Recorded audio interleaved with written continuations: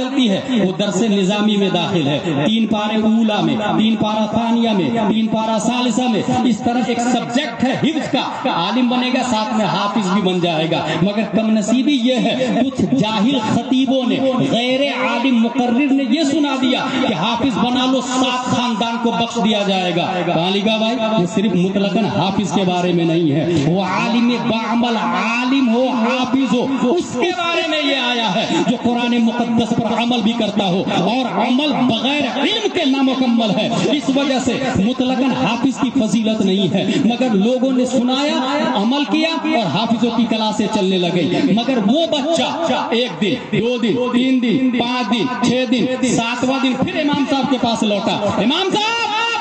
مجھے عالم بنا دیجئے۔ امام صاحب نے کہا، میں نے کہا نا قرآن یاد کر کے کر لیا۔ تم نے 7 دن میں قرآن یاد کر لیا؟ ہاں کر لیا۔ دنیا اس بچے کو امام محمد بن حسن شیبانی کے نام سے یاد کرتی ہے، اور اس امام کو امام اعظم ابو حنیفہ کے نام سے یاد کرتی ہے۔ مگر حیرت ہوگی آپ کو، اسی بھارت میں ایک ایسے حافظ صاحب کو میں جانتا ہوں، وہ 7 دن نہیں 7 گھنٹے میں پورے قرآن کا حفظ کر لیا ہے۔ 7 گھنٹے میں اس کو کسی نے کہہ دیا، حافظ صاحب،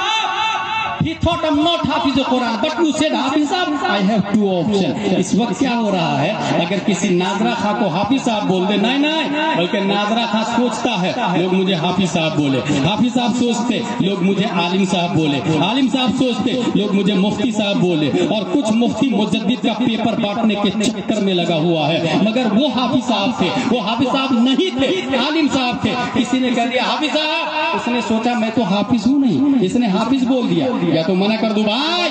کل سے مجھے حافظ مت بولنا، لیکن اس نے سوچا اس کو روکوں گا، کل دوسرا بولے گا، پرسوں تیسرا بولے گا، تو اس کی بات تو جھوٹ ہو جائے گی، لاؤ میں ان کی بات سچ کر دیتا ہوں اور حفظ ہی کر لیتا ہوں میں۔ اب اس نے پہلا پارہ کھولا الف لام میم کا، اور صرف 1 بار پڑھا۔ 1 بار صحیح طریقے سے پڑھنے میں 20 سے 25 منٹ لگتا ہے۔ اگر کوئی حافظ آپ کی مسجد میں 15 منٹ میں 1 پارے کی تراویح ختم کر رہا ہے، وہ حرام کام کر رہا ہے، وہ غلط کر رہا ہے، وہ گناہ میں ڈال رہا ہے، وہ آپ کی نماز کو برباد کر رہا ہے، وہ قرآن مقدس کے حروف کی تمیز نہیں کر رہا ہے، تجوید الحروف اور معرفت الوقوف سے جاہل ہے، وہ آپ کی تراویح کو بھی برباد کر رہا ہے، اور یہ آپ کی ڈیمانڈ کی وجہ سے ہوتا ہے۔ کچھ ایسے مقتدی بھی میں نے دیکھے ہیں، حافظ صاحب صرف آدھے گھنٹے میں ختم کر دیجئے نا 20 پارے کو، 20 رکعت کو، حافظ صاحب 20 منٹ میں ختم کر دیجئے نا، نتیجتاً حافظ صاحب کو حافظ صاحب ٹھہرے، وہ بھی جلدی سے ختم کر دیتے ہیں، پتہ ہی نہیں چلتا ہے عین ہے، قاف ہے، ضاد ہے، لام ہے، مد متصل ہے یا منفصل ہے یا عارض ہے یا لین ہے، کسی چیز کی تمیز نہیں ہوتی ہے، موقوف علیہ کیا ہے، متحرک ہے، مشموم ہے، روم ہے، کسی چیز کا ٹھکانہ نہیں ہوتا ہے، لوگ پڑھتے چلے جا رہے ہیں۔ اس لیے یاد رکھیے گا وہ حافظ صاحب نہیں تھے،